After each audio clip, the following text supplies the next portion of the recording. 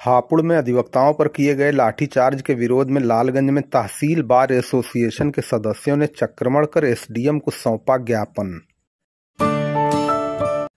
हापुड़ में अधिवक्ताओं पर किए गए लाठीचार्ज के विरोध में अधिवक्ताओं ने उप जिलाधिकारी सुरेंद्र नारायण त्रिपाठी को मुख्यमंत्री के नाम संबोधित 5 सूत्रीय मांग पत्र देकर धरना दिया। राज्य विधिज्ञ परिषद उत्तर प्रदेश के आह्वान पर तहसील बार एसोसिएशन के सदस्यों ने विजय प्रकाश पांडे के नेतृत्व में तहसील परिसर में चक्रमण करके हापुड़ के जिलाधिकारी और पुलिस अधीक्षक का अविलंब स्थानांतरण करने, बर्बरता पूर्वक लाठीचार्ज करने वाले पुलिसकर्मियों के खिलाफ मुकदमा दर्ज कर गिरफ्तारी करने, प्रदेश भर में अधिवक्ताओं के ऊपर मनगढ़ंत कहानी बनाकर दर्ज किए गए मुकदमे स्पंज करने, प्रदेश में अन्य राज्यों की भांति एडवोकेट प्रोटेक्शन एक्ट लागू करने तथा लाठीचार्ज में घायल अधिवक्ताओं का निःशुल्क इलाज कराने और अन्य सुविधा प्रदान करने सहित मुख्यमंत्री के नाम संबोधित 5 सूत्रीय ज्ञापन उप जिलाधिकारी को देकर धरना दिया गया। धरने को संबोधित करते हुए वक्ताओं ने हापुड़ में अकारण किए गए लाठीचार्ज की घोर निंदा करते हुए दोषियों के विरुद्ध अविलंब कार्रवाई किए जाने की मांग की। दी बार एसोसिएशन के सदस्यों ने प्रसिद्ध नारायण सिंह के नेतृत्व में उप जिलाधिकारी को 5 सूत्रीय मांग पत्र दिया। इस मौके पर विंध्यवासिनी राय, हामिद अली, हरि यादव,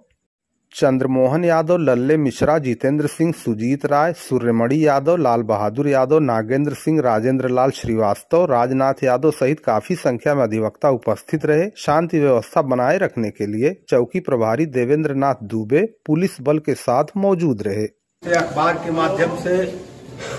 टीवी के माध्यम से इस बात की जानकारी हुई होगी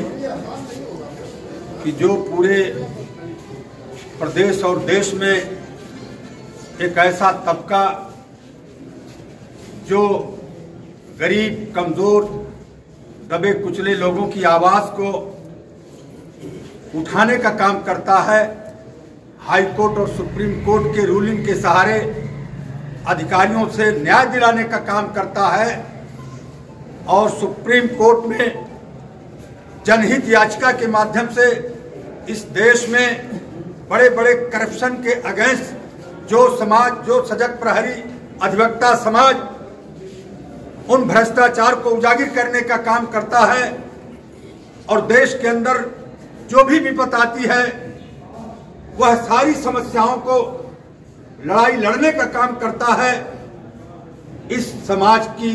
जबान बंद करने की कई बार कोशिश की गई और आज हमारे जो फंडामेंटल राइट है, जो हमारे कॉन्स्टिट्यूशन में जो हमको मौलिक अधिकार मिला हुआ है, हम अपनी आवाज को बुलंद कर सकते हैं, लेकिन उस पर एक साजिश के तौर पे लगभग सभी राजनीतिक पार्टियों को तो दबाया ही जा रहा है और ये तबका जो अधिवक्ता समाज, इसके ऊपर भी अंकुश लगाने की भरपूर साजिश की जा रही है। अभी हाल में जो हापुड़ के अंदर आपने देखा होगा, एक महिला अधिवक्ता जो स्कूटी से कचहरी में जाती थी, एक पुलिसकर्मी जिसकी नीयत सही नहीं थी और दूसरे दिन वो अधिवक्ता अपने बाप को बैठा करके लेके जा रही थी तो उनके पिता ने पूछ दिया कि आखिर ऐसा क्यों कर रहे हो, तो उनके पिता को उसी मौके पर पुलिस ने मारा पीटा और जब वो जा करके बाप और बेटी हापुड़ कचहरी में जाके अपनी व्यथा बताने लगे, अधिवक्ताओं में आक्रोश आया, वो धरना प्रदर्शन, नारा गोरा लगाने लगे। पुलिस ने भयंकर तरीके से, बर्बर तरीके से लाठी चार्ज किया, यहां तक कि दौड़ने में जो अधिवक्ता नाली में गिर गया उसको भी बुरी तरीके से लाठियों से पीटा गया। एक तरह से जबरदस्त तरीके से लोकतंत्र पे अटैक किया जा रहा है। उसका संज्ञान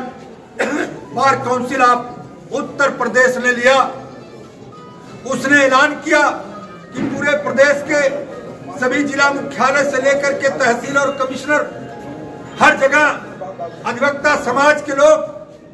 मांग पत्रक देंगे, धरना देंगे और आज हम लोग लालगंज तहसील बार एसोसिएशन के तरफ से आकर के एसडीएम साहब को हम लोग मांग पत्रक दिए हैं और साथ ही साथ ये मांग कर रहे हैं कि हापुड़ की जो पुलिस है, जिसने उसकी जो लाठी चार्ज किया है, उसकी हम भरपूर तहसील बार एसोसिएशन तरफ से भरपूर निंदा करते हैं और हम शासन से मांग करते हैं कि इस तरह के दोषी जितने भी हमारे पुलिसकर्मी हैं उनको बर्खास्त किया जाए और वहां की अधिवक्ता जो प्रियंका नाम है, उनका जो लिखित FIR है उस पर मुकदमा कायम किया जाए और वहां के अधिवक्ताओं को जो मार करके घायल किया गया है, उन अधिवक्ताओं को कंपनसेशन सरकार के तरफ से दिया जाए और भविष्य में इस तरह की अगर कोई घटना होती है तो उसके जिम्मेदार ये शासन प्रशासन के लोग होंगे। और साथ ही साथ जो हमारी जो एक पहले से मांग चली आ रही है, एडवोकेट प्रोटेक्शन एक्ट कई प्रांतों में लागू हो गया, लेकिन उत्तर प्रदेश में अभी तक नहीं लागू हुआ है। और एडवोकेट प्रोटेक्शन एक्ट जिस दिन लागू हो जाएगा, अधिवक्ताओं के पास तमाम इस तरह के अधिकार हो जाएंगे कि अगर वो कहीं किसी थाने में या किसी ऑफिस में जाएगा तो उसे भी प्रोटोकॉल मिलेगा, उसके सुरक्षा का भरपूर उसको इंतजाम होगा। तमाम इस तरह के एडवोकेट प्रोटेक्शन एक्ट में ये प्राविधान है।